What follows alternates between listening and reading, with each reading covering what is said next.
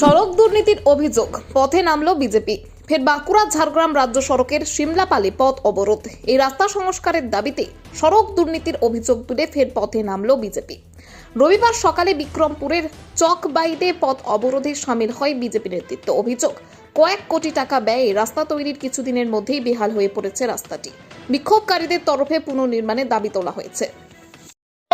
BJP BJP BJP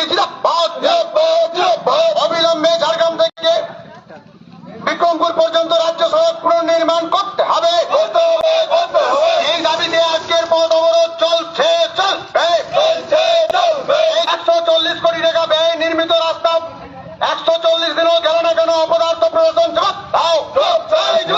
এই জবাব তোমায় দিতেই হবে। জবাব তোমায় দিতেই হবে।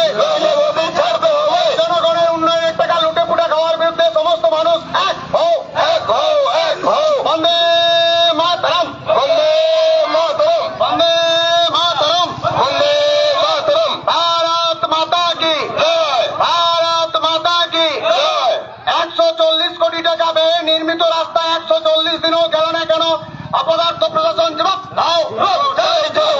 বন্দে মাতরম, বন্দে মাতরম, ভারত মাতা কি জয়, ভারত মাতা কি জয়। BJP BJP BJP BJP BJP BJP